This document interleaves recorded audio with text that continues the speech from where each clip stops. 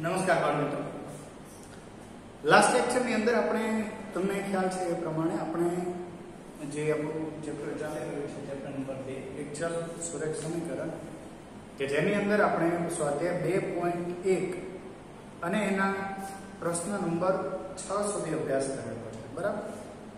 તો જેને આધારિત મેં તમને કેટલાક દાખલાઓ છે મેં તમને કીધું હતું કે બધા આવડે એવા જ છે, તો એની અંદર 6 સુધી જોયેલા કે જેની અંદર તો 6 પ્રશ્નો આપણે જોયા હતા. અગાઉ આપણે પ્રેક્ટિસ કરવા માટે મેં કીધેલું જો કોઈ કરી હોય તો વાંધો નથી, અને જો ના હોય તો કેટલાક એવા જે દાખલાઓ લાગે છે એને આપણે જોઈએ, બરાબર?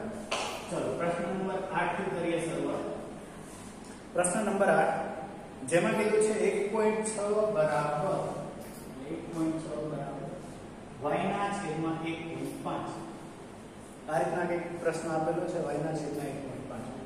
તો જો હવે અહીંયા પણ એ જ રીતના કરવાનું છે. મેં તમને જે પ્રમાણે પહેલા કીધું એ જ પ્રમાણે હવે જો આપણે દરેકમાં લખીશું નહીં, બરાબર? કે ડાબી બાજુથી જેમ કાલે મેં તમને દરેકમાં કીધું હતું એ પ્રમાણે હવે આપણે આગળ લખીશું નહીં. હવે ફક્ત અને ફક્ત એને જે સ્થાન છે એની અંદર આપણે બદલી કરીશું. કે તો ચાલો પહેલા જો ના હોય મેં તમને પહેલા કીધું છે કે તમને આપણને ખાસ કરીને પહેલેથી જે ચલવાળો પદ હોય ને જમણી બાજુ એ ડાબી બાજુ અને જે બાકીનો પદ છે એ જમણી બાજુ લખવાની એક પહેલેથી આદત છે. તો જો તમને એવું લાગે કે આ રીતના કે પ્રશ્ન થાય તો એના માટે તમે એને એ રીતે ફેરવી શકો છો, બરાબર? પહેલા એને y ના છેદમાં 1.5 બરાબર 1.6 આ રીતે લખી શકો, બરાબર? કારણ કે ડાબી બાજુ બરાબર જમણી બાજુ થાય છે એટલા માટે બે બાજુ હંમેશા સમાન હોય.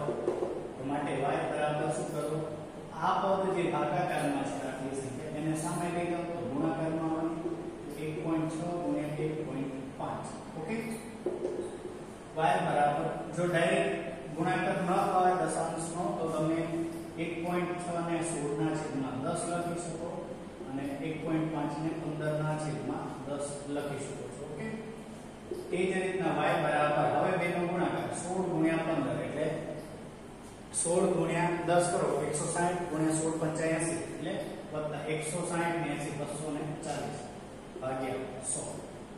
માટે y બરાબર 240 ભાગ્યા 100 એક એક શૂન્ય તો ઉડી જાય 24 ના છેદમાં 10. તમને ખ્યાલ છે જ્યારે ભાગાકારમાં કોઈ સંખ્યા છે દશાંશ ભાગાકારની અંદર કોઈ પણ એવી સંખ્યા કે જે શૂન્ય ધરાવતી હોય 10 100 1000 કે ગમે તે હોય, બરાબર? એ જ્યારે ભાગાકારમાં છે ત્યારે આપણે જમણી બાજુથી શરૂઆત કરીએ છીએ અને ડાબી બાજુ એટલા જે દશાંશ ચિહ્ન છે એટલા સ્થાન આપણે ખસીએ છીએ. તો અહીંયા એક શૂન્ય છે તો જમણી બાજુથી ડાબી બાજુ તરફ એક સ્થાન ખસવાનું એટલે 2.4 આ તમારો જવાબ. ઓકે, y બરાબર શું મળી ગયું 2.4 આ બીજો જવાબ. હવે દરેકને એ જ રીતના એના પછીનો પ્રશ્ન છે પ્રશ્ન નંબર 9. જો સાતમો ભાવ એવો છે 2x ના છેદમાં 3 બરાબર 18. એને તમે સામે લઈ જાઓ તમને તમારું પદ મળી જાય. ઓકે, નવમો પ્રશ્ન ભાવ એવો કારણ કે કાલે મેં 12 માંથી 6 ગણ્યા હતા એટલે સાતમો થયો, બરાબર? 7x - 9 બરાબર 16 એ પ્રશ્ન પણ ભાવ એવો છે તો એ પણ જાતે ગણી શકો. 10મો છે 14y - 8 બરાબર 13 એ પણ તમે ગણી શકો એમ છો. ઓકે, અથવા ચલો કોઈ પણ એક બંનેમાંથી એક અને પછી લાસ્ટમાં જે અવયવ જે આપણે કહી શકીએ જેને અપૂર્ણાંકના સ્વરૂપમાં છે એવો એક દાખલો જોઈએ. ચલો 10 જોઈને બાદબાકી વાળો છે 14y - 8 બરાબર 13. જો આની અંદર એટલા માટે કે ચલો પહેલા તો 14y બરાબર આને સામે લઈ લો 13 + 8 14y બરાબર 21. ઓકે, આ રીતના y બરાબર 14 ને સામે લઈ જાઓ 21 ના છેદમાં 14 માટે y બરાબર અંશ અને છેદની અંદર જે સામાન્ય નીકળે છે એને ઉડાડી જો અહીંયા તમારે પ્રોસેસ કરવી હોય તો પણ કરી શકો અથવા તમારે જે રફ કરી હોય ત્યાં કરો તો ભલે. 21 એટલે 3 ગુણ્યા 7 થાય અને 14 એટલે 2 ગુણ્યા 7 થાય. 7 7 ઉડી જાય શું વધે 3 ના છેદમાં 2 આ તમારો જવાબ. અથવા તો જો તમે અહીંયા જોઈ શકો છો કે આ જે આપણો જવાબ છે અહીંયા એ અશુદ્ધ અપૂર્ણાંક છે, બરાબર? તમને દરેકને ખ્યાલ છે તો ધોરણ 6 માં આપણે આ ભણી હતા શુદ્ધ અને અશુદ્ધ, જેની અંદર અંશ નાનો અને છેદ મોટો એની કિંમત હંમેશા 0 થી 1 ની વચ્ચે મળે એને શુદ્ધ કહેવાય. અને અંશ મોટો અને છેદ નાનો તો એની કિંમત હંમેશા 1 થી વધારે મળે, બરાબર? તો એને આપણે અશુદ્ધ કહીએ છીએ. અશુદ્ધને આપણે મિશ્રમાં પણ ફેરવી શકીએ. કઈ રીતના? તો 3/2 2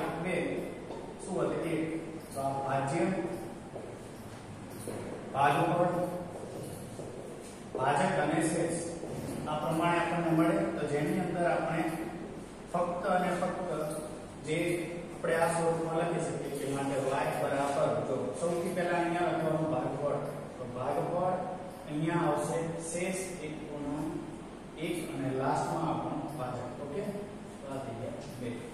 તો 1 પૂર્ણાંક 1 દ્વિતીયાંશ એને લખાય. જો એને તમે ગુણાકાર કરો તો 2 કે 2 ને 3 દ્વિતીયાંશ મળે. આ સ્વરૂપમાં પણ લખી શકો. તમારી અનુકૂળતા મુજબ તમે લખી શકો.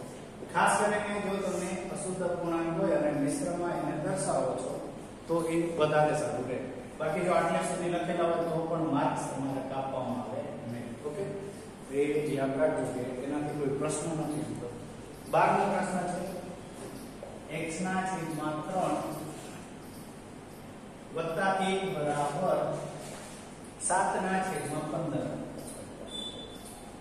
જો અપૂર્ણાંક આપેલા કેવું હોય તો મૂંઝાઈ જવાનું નહીં. બરાબર, જે પ્રક્રિયા છે આપણી એની એક ચાલુ રાખવાની છે. અહીંયા જે પ્રોસેસ છે એની રિપીટ કરવાની છે. કોઈ નવી વસ્તુ નથી. બરાબર, પહેલા તો જે આ એક પદાવલી જે છે પદાવલીની અંદર એક પદ કે જે ચલ ધરાવતું હોય એવું એના સિવાય બાકીનું જે અચળ પદ છે એને લઈ જાવ સામે.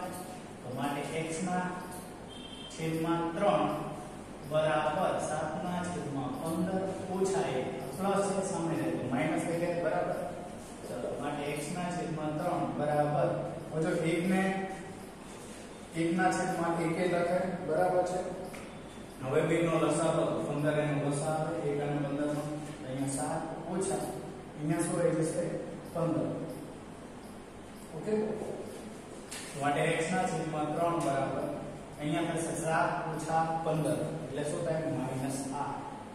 -8 ના છેદમાં 15. હવે પાછા 3 છે એને સામે લઈ જાઓ. બરાબર, માટે x ના છેદમાં અહીંયા x ને એમ રાખીએ. બરાબર, x બરાબર આને સામે લઈ જાઓ એટલે ગુણાકારમાં છે તો -8 ગુણ્યા 3 અને છેદમાં 15 છે તો 15 ની રીતે ભાગ પાડો કે જેની અંદર 3 આવતો તેને 5 ગુણ્યા 3 લખાય કે ના લખાય? લખાય. એટલે માટે અહીંયા 3 3 ઉડી જાય તો શું વધે x બરાબર -8 ના છેદમાં 5.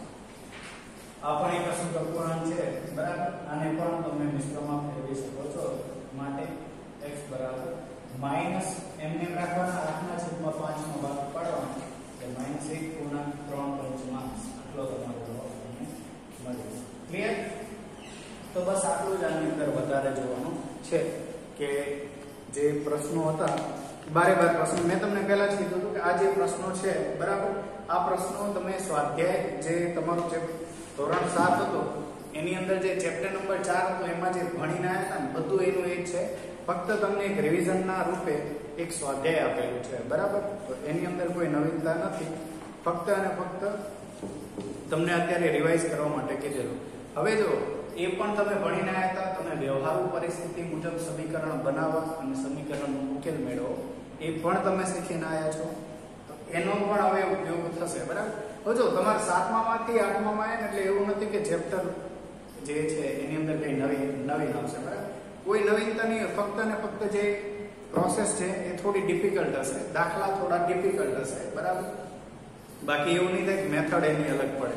જે તમે અગાઉ શીખીને આવ્યા હતા એનો ને એનો ઉપયોગ કરશો તો તમને કોઈ પણ આ ચેપ્ટરની અંદર તકલીફ પડશે નહીં. ઓકે, તો આ થઈ ગયો તમારો સ્વાધ્યાય 2.1 પૂરું. ચલો હવે એના પછી એક મુદ્દો છે એ છે કેટલાક ઉપયોગો. એટલે જે આપણે સમીકરણની વાત કરીએ તો સમીકરણ શા માટે જરૂરી છે તો દરેકને ખ્યાલ છે વ્યવહારુ પરિસ્થિતિમાં આપણે બહોળો ઉપયોગ કરીએ છીએ. બરાબર, એમ કહી શકાય. ધારો કે તમને એવું કહેવામાં આવ્યું છે કે કોઈ એક વ્યક્તિ છે. બરાબર, કોઈ એક બાળક છે એની માતાની ઉંમર એના કરતા બમણી છે. જો તમને એવું કહેવામાં આવે એની માતાની ઉંમર એના કરતા બમણી છે તો દરેકને ખ્યાલ આવે એ પ્રમાણે કે એની આધારે તમે એક સમીકરણની રચના કરી શકો છો. ખાસ કરીને બમણી છે તો તમે ગણતરી કરી શકો. પણ જો એવું કે બમણી છે અથવા બમણા કરતા 8 જેટલી વધારે છે બરાબર આવું નહીં કે આવી બધી જો ગણતરી હોય ને તો એ તમને જ્યારે સમીકરણના આધારે કરો ને ત્યારે કંઈક વધારે સરળતા રહે. બરાબર, તો એવી પરિસ્થિતિઓમાં સમીકરણ ઉપયોગી બને છે. કેટલાક કોયડાઓ હોય એને ઉકેલવામાં પણ સમીકરણ જરૂરી બને છે. તો બસ એ ઉપયોગ અહીંયા દર્શાવેલો છે. બરાબર, કે જો અહીંયા તમને એક ઉદાહરણ આપેલું છે કે આપણે એક ઉદાહરણ જોઈએ કે જેની અંદર બે સંખ્યાઓનો સરવાળો 74 છે. ઓકે, એમ કીધું છે કે બે સંખ્યાઓનો સરવાળો 74 છે. આમાંની એક સંખ્યા બીજી સંખ્યા કરતા 10 વધારે. એટલે મેં કીધું એ પ્રમાણે બીજી જે સંખ્યા છે એ પહેલી સંખ્યા કરતા 10 વધારે છે, એટલે પહેલી સંખ્યા વત્તા 10 કરો ત્યારે બે વચ્ચે સંતુલન સ્થપાય, બરાબર, ત્યારે બે સરખી થઈ જાય. હવે શું કીધું છે? તો બંને સંખ્યાઓ શોધો. ઓકે, તો આ રીતના જો તમને આપેલું હોય તો મેં કીધું એ પ્રમાણે કે કોઈ એક સંખ્યા છે, ધારો કે આવી કોઈ પરિસ્થિતિ આપેલી હોય, બરાબર, ત્યારે કોઈ એક સંખ્યા, એટલે ધારો કે આને એક સંખ્યા કીધી તો આ થઈ ગઈ ધારો કે x, અને અહીંયા જે આ સંખ્યા છે આ પહેલી સંખ્યા, એટલે જે પણ સંખ્યા છે એને x વત્તા 10 કહીએ, બરાબર, કારણ કે પહેલી સંખ્યાને આપણે x કહીએ ને, અથવા અહીંયા જે છે અહીંયા તમને કીધું છે કે બીજી સંખ્યા, ઓકે, બીજી સંખ્યા કરતા વધારે છે ને, એટલે બીજી સંખ્યા કરતા જ વધારે છે, પહેલી સંખ્યા મોટી થાય, એટલે એક થાય x અને x થઈ x વત્તા 10. હવે આગળ તમને એનો સરવાળો કીધો છે 74, એટલે પાછો આ બેનો સરવાળો કરો તો x વત્તા આખું પદ એટલે x વત્તા 10, બેનો સરવાળો કરો કેટલો મળે? 74. થઈ ગયું એક સમીકરણ. તો આ રીતના જે વ્યવહારુ પ્રશ્નો આપેલો હોય એની અંદર પણ આ રીતના તમે સમીકરણ બનાવી શકો. પછી તો અગાઉ તો જે પ્રમાણે આપણે સમીકરણ સોલ્વ કરતા હતા એ મુજબ એને સોલ્વ કરવાના રહે. જો કૌંસ છૂટો કરો પ્લસ છે, અંદર એનું એમ જ રહે બધું, પ્લસ 10 બરાબર 74, 10 ને સામે લઈ જાઓ, આ x અને x છે તો એને 2x કહેવાય, x વત્તા x. સહગુણકો તમને યાદ છે, બીજગણિતીય અવયવ સરખા તો એમના સહગુણકોનો સરવાળો થાય, એટલે આને 1x અને 1x કહેવાય, એટલે 1 વત્તા 1 એટલે કેટલા થાય? 2 બરાબર 74 ઓછા 10, આ 10 ને સામે લઈ ગયા તો માટે 2x બરાબર 74 ઓછા 10 એટલે 64. તો 2x બરાબર 64, બરાબર, આને એનો ઉપર દેખાય તો x બરાબર આ બે ને તમે સામે લઈ જાઓ તો 64, અહીંયા ગુણાકારમાં છે સામે ભાગાકાર, x બરાબર 32. આ તમારો જવાબ. ઓકે, હવે ચલો ક્રોસ ચેક આપણે કરવો હોય તો પણ કરી શકીએ કે અહીંયા ધારો કે એક સંખ્યા આપણને x કીધી હતી, x મળી 32, અને જો એક સંખ્યા છે બીજી સંખ્યા છે ને પહેલી સંખ્યા કરતા 10 વધારે છે. ઓકે, પહેલી સંખ્યા જે છે એ બીજા કરતા 10 વધારે, એટલે અહીંયા 32 વત્તા 10 કરો ને તો 42 મળે છે. ઓકે, એક સંખ્યા મળી 32, એક મળી 42, બેનો સરવાળો કરીને ચેક કરી લો 32 વત્તા 42 74 થાય છે કે નહીં? તો અહીંયા આપણને જે રકમ આપેલું 74 મળે, બેનો સરવાળો એ મળી ગયો ને. તો બસ એ જ રીતના કે જો તમને કીધેલું છે કે બંનેનો સરવાળો 74 મળે, તમારે જો લાસ્ટમાં તમને આ રીતના રકમ જે આપેલી છે એની અંદર ચેક કરવું હોય તો પણ તમે આ રીતના કરી શકો. એટલે ઉપયોગિતા એટલે એવું કે વિશેષમાં ઉપયોગિતા દર્શાવેલી નથી, બસ આટલી જ વસ્તુ કે વ્યવહારુ જે પરિસ્થિતિઓ આપેલી હોય, બરાબર, પછી જે કાંઈ પણ હોય તમને ઉંમર રિલેટેડ આવું બધું ખાસ કરીને આપે છે, તો એની મદદથી આપણે કઈ રીતે એનો ઉકેલ મેળવી શકીએ. બરાબર, ઉકેલ મેળવવો એટલે સમીકરણમાં ચલની કિંમત મેળવવી. ઉકેલ કે એનો મતલબ છે કે સમીકરણ જે આપણું હોય એની અંદર જે પણ ચલ છે, તમે x લો તોય ભલે, y લો તોય ભલે, ગમે તે લો, એની અંદર એ જે ચલ છે એની કિંમત મેળવી લો એટલે તમને તમારો જવાબ મળી જાય. ઓકે, તો આ જે રીતના તમને બાકી અગાઉના જે દાખલો આપેલા છે એના તમારે ઉકેલ મેળવવાના છે. ઓકે, ચલો ક્રમશઃ આપણે કરીએ શરૂઆત.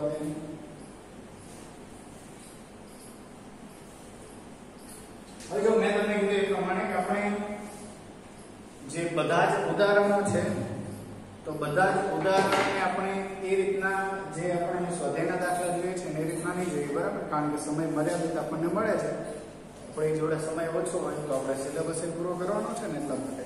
તો હું તમને ઉદાહરણો છે ને ખાસ કરીને સમજાવી દઈશ, બરાબર, અને તમને સ્વાધ્યાયના બધા દાખલા ગણાવું છું એટલે શું થાય તો ઉદાહરણો તમને પાઠ્યપુસ્તકમાં એને આપેલા છે જવાબ સાથે, તો એ તો તમે જ્યારે જોવો હોય ત્યારે જોઈ શકો. સમજાવેલા તો મેં તમને છે અને એકવાર CW માં લખવાના છે, બરાબર. આપણે સ્વાધ્યાયના દાખલાને ગણી લઈએ છીએ દરેકની અંદર. ઉદાહરણ 5 તો અહીંયા તમને શું કીધેલું છે? તો અહીંયા કીધેલું છે કે સમય સંખ્યા -7/3. ઓકે, -7/3 તમને એમ કીધું છે કે એના બમણામાં એટલે એના 2 ગણા, એટલે આના બમણા ગુણ્યા 2 કરો શું મળે? અંશનો અંશ સાથે ગુણાકાર -14/3 આ સંખ્યા મળી. હવે એમ કીધું છે કે એની અંદર કઈ સંખ્યા ઉમેરતા, ઓકે, આ સંખ્યા આની અંદર કોઈ એક સંખ્યા ઉમેરવાની છે. ધારો કે આ -14/3 છે, આની અંદર આપણે x ઉમેરીએ છીએ, ધારો કે તો શું કીધું છે આગળ? કઈ સંખ્યા ઉમેરતા 3/7 મળે, એટલે જવાબ આપેલો છે કે 3/7 એ શેનો છે આટલું આખું જ્યારે આપણે પદ લઈએ આખી પદાવલી બરાબર આ એક પદની કિંમત છે બસ હવે તો આપણું સમીકરણ મળી એના મુજબ સોલ્વ કરી દો તો x બરાબર લઈ જાવ સામે 3/7 14/3 7 ને 3 નો લસા કેટલો થાય 21 3 વડે ગુણો 9 7 વડે એટલે 14 128 9 + 128 એટલે 137 તો અહીંયા જે છે તમે એનો ભાગાકાર કરશો 100 ને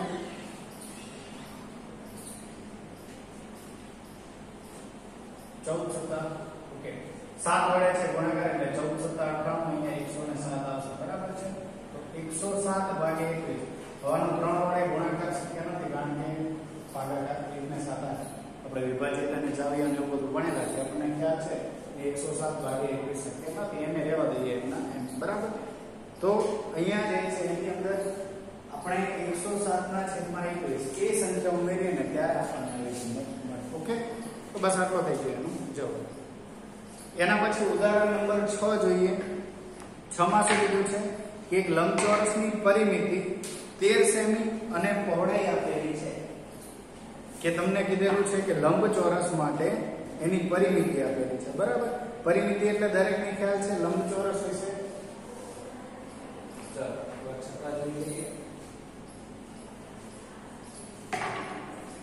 આ લંબચોરસ છે ઓકે તો એના માટે પરિમિતિ શું થાય તો જો આને લંબાઈ કહેવાય અને પહોળાઈ કહેવાય પરિમિતિ શું થાય તો લંબાઈ વત્તા પહોળાઈ વત્તા લંબાઈ વત્તા પહોળાઈ અને જો આને સૂત્રમાં આપણે લખીએ તો બે કૌંસમાં લંબાઈ વત્તા પહોળાઈ આ એનું સૂત્ર છે અને એના બરાબર શું થાય તો લંબચોરસની પરિમિતિ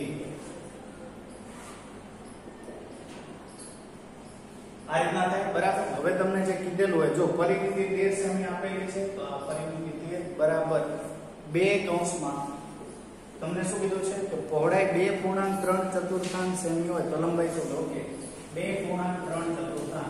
આને તમે સાદા અપૂર્ણાંકમાં ફેરવો અશુદ્ધમાં તો અહીંયા તમે જાણો છો 2 ચોગા 11/4 થાય 11/4 એટલે તમને લંબાઈ મેળવવાની કીધી છે તો તમારે પહોળાઈના સ્થાને આ મૂકવાનું છે ત્યારે વત્તા b ની કિંમત છે 11/4 ઓકે જો અહીંયા ગુણાકારમાં છે સામે લઈ જાવ તો શું થાય ભાગાકારમાં આવે તો 13/2 = 4 અને સામે લઈ જાવ બાદબાકી થાય તો 13/2 - 11/4 l સાદો રૂપ આપો l બરાબર અહીંયા આને 2 વડે ગુણે 26 - 11/4 કેટલા થાય 26 - 11 એટલે 15/4 બરોબર જો સાદો તમારે આપવું હોય તો તમે આપી શકો 3.3 ઓકે 15/4 કરો એટલે 3.3 ઓકે તો આ થઈ ગયો તમારો જવાબ ક્લિયર આવે દરેકને તો આ જે રીતના વ્યવહારુ પરિસ્થિતિઓ આપેલી હોય એના આધારે જ તમારે ઉદાહરણો જે આપેલા છે અથવા દાખલા જે આપેલા છે એ ગણવાના છે બરાબર ચલો હવે હું તમને ઉદાહરણો ખાલી સમજાવી દઉં છું કારણ કે ઓલમોસ્ટ આપણે બધા ગણવા જઈશું તો સમય આપણી પાસે નહીં વધે એટલે ઉદાહરણ 7 કીધું છે સાહિલના માતા અને જો દરેક ઉદાહરણ હશે ને એના જેવા સ્વાધ્યાયમાં પ્રશ્ન હશે બરાબર સ્વાધ્યાયમાં કારણ કે આપણે જાણીએ છીએ કે સ્વાધ્યાય કેટલા મોટા મોટા હોય છે આના આગળ 2.2 સ્વાધ્યાયમાં 16 પ્રશ્નો છે કેટલા 16 વ્યવહારુ પ્રશ્નો છે એટલે જે તમે ઉદાહરણ જોવો છો ને એના સ્વરૂપના 71 પ્રશ્નો હશે ત્યાં તો મારે ગણવાના છે બરાબર એટલે અત્યારે આપણે એને એકવાર મૌખિક જોઈ લઈએ સાહિલના માતાની ઉંમર સાહિલની ઉંમરના કરતા 3 ગણી છે એટલે માતાની ઉંમર સાહિલ કરતા 3 ગણી તો બેને સંતુલિત કરવા હોય તો સાહિલની ઉંમરના 3 ગણા કરો ત્યારે થાય એટલે માતાની ઉંમર છે એને 3 ગણા કરો શેનાથી સાહિલની ઉંમર ધારો કે સાહિલની ઉંમર તમે x ધારો એકની ઉંમર ધારો કે તમે x ધારો છો બરાબર તો માતાની ઉંમર તમારે 3x લેવી પડે ઓકે અથવા જો આને તમે x લો છો તો આને 1/3 x લેવી પડે પણ એ તમને પ્રમાણમાં અઘરું પડે એના કરતા આ રીતે પૂર્ણાંકના સ્વરૂપમાં રાખવા જોઈએ પછી શું કીધું છે 5 વર્ષ પછી તેમની ઉંમરનો સરવાળો 66 વર્ષ થાય એટલે 5 વર્ષ પછી જે છે ને બંનેની ઉંમરનો સરવાળો થાય ઓકે હમણાં જે 105 કારણ કે 5 વર્ષ પછી કીધું છે તો બેની ઉંમર 5 વર્ષ વધે ને બરાબર તમને એમ કીધું અત્યારે તમારી ઉંમર જે અત્યારે છે એના કરતા 5 વર્ષ પછી અને બે મિત્રોને કીધું હોય તો એવું થોડું છે કે એકની ઉંમર વધે ને એકની ઉંમર ના વધે, બરાબર? બેની ઉંમર વધે ને તો અહીંયા 3x + 5 થાય ને જોડે જોડે. તો 5 વર્ષ પછી તેમની ઉંમરનો સરવાળો 66 વર્ષ થાય છે. ઓકે, 66 વર્ષ થાય. આમનો સરવાળો, આ બેનો સરવાળો કરો, એની જે કિંમત છે એ તમને 66 જેટલી મળે. x + 5 + 3x + 5, આની જે ટોટલ કિંમત છે 66 જેટલી મળે. 4x + 10 = 66. એક સમીકરણ મળી. બસ આ સમીકરણ ઉકેલો તમને તમારો જવાબ મળી જાય. ઓકે, જેની અંદર x આવશે એ બાળકની કિંમત અને 3x એ માતાની કિંમત. x મળી જાય એના ગુણ્યા 3 કરી દેવાના. 3x માં x ના સ્થાને કિંમત મૂકી દેવાની, તમને તમારો જવાબ મળી જાય. ઉદાહરણ નંબર 8.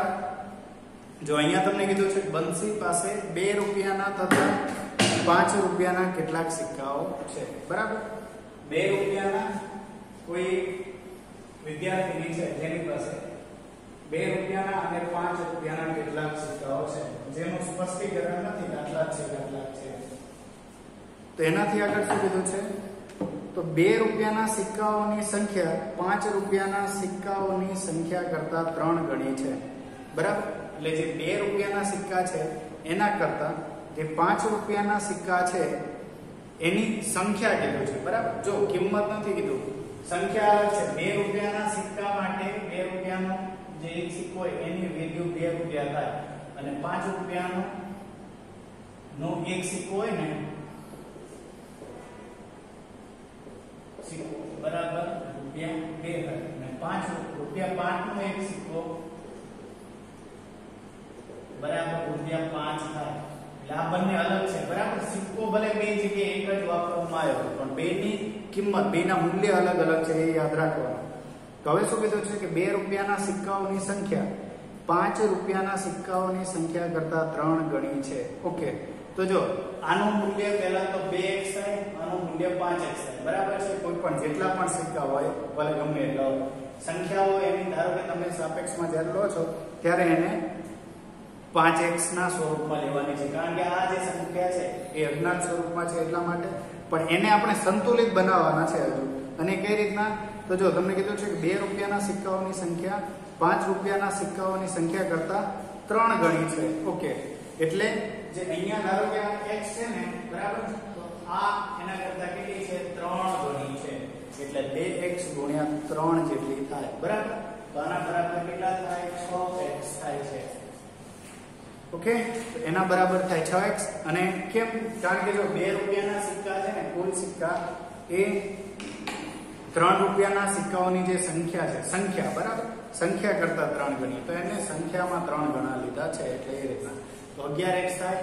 11x બરાબર ટોટલ કેટલું આપેલ છે? આપણને આપેલું છે કે 77 અને 77 છે મૂલ્ય.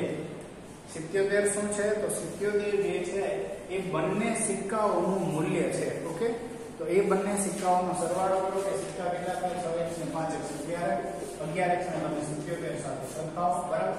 x ની કિંમત મળે 11. હવે જે 11 કિંમત મળે છે અહીંયા તમે મૂકી દો, તમને તમારો જવાબ મળે. ઓકે, તો આ રીતના તમે જે છે એ ખ્યાલ આવી જાય.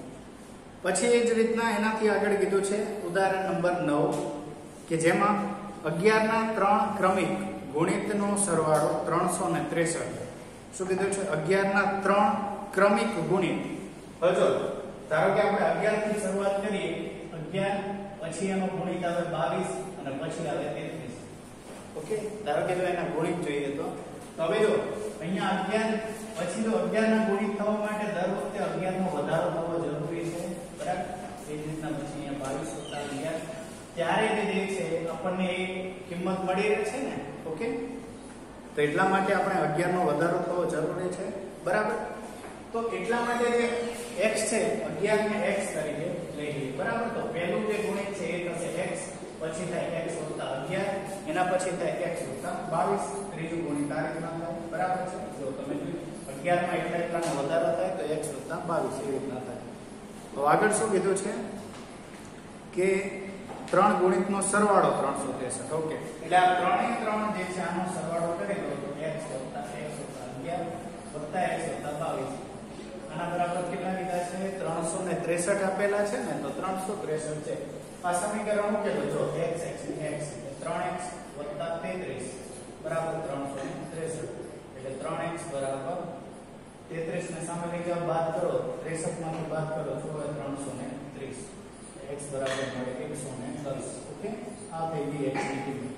ત્રણ સંખ્યાઓ આપણે મેળવવાની હતી, જેમાં પહેલી એક મળી છે x મળી છે 110.